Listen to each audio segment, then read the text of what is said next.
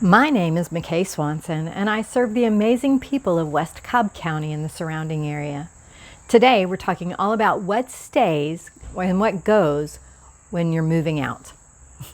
So, I was reading on Facebook the other day where a home buyer walked up to the front door after closing and discovered that there was no doorbell. The home had previously had a Ring doorbell.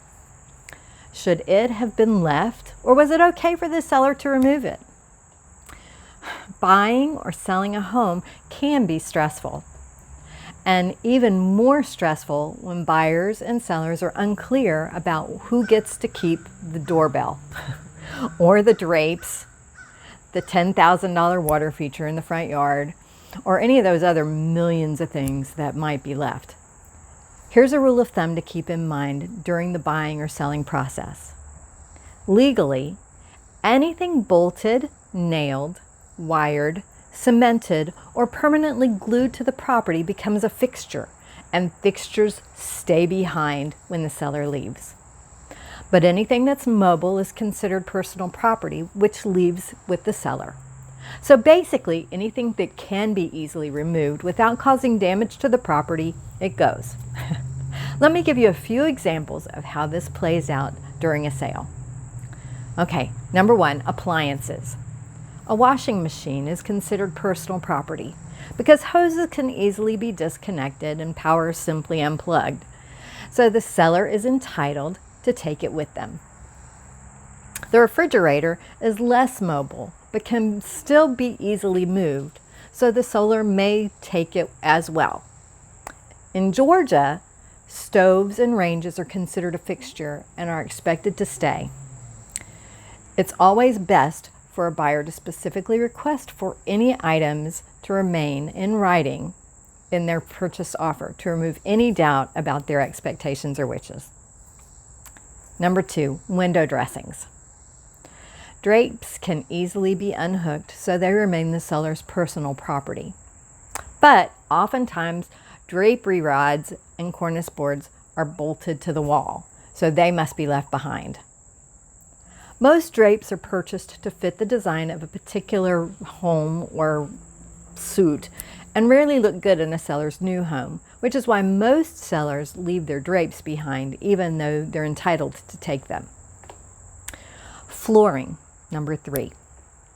A rug lying on the floor will go with the seller, but any flooring that's tacked, nailed, fitted, or glued down, that stays. Hardware and fixtures. Generally, all doorknobs, mailboxes, light switches, hardware, swag lights, water features transfer to the new owner. There are a few exceptions to this rule, so be sure to speak with a good real estate agent before you write your contract. Number five, TVs. Okay, this one's a big one these days. Technically, mounted TVs aren't fixed to the home. They're fixed to the mount, which is fixed to the home. So the general rule of thumb is that the TV goes and the mount stays. But again, don't assume anything you see on the property comes with the house. Check the disclosure statement and always ask. Speak to your realtor for clarity and always have your realtor write everything you want in the contract because everything else is negotiable. And as far as the doorbell goes, it is a fixture and should stay. I would always advise a seller to remove anything that they do not plan on leaving prior to listing and replace it with a reasonable alternative.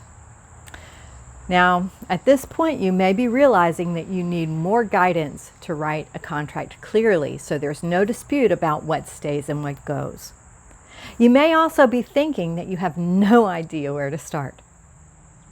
Thinking about making a move?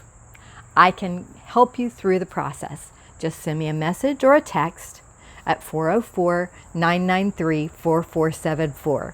I'll never pressure or try to sell you. I just want to provide the help and guidance that you need. Post any questions or comments in the chat box. I always go back and check those, and certainly I'll answer any questions that you might have. Well, thank you so much for joining me today. I'll see you in the next episode.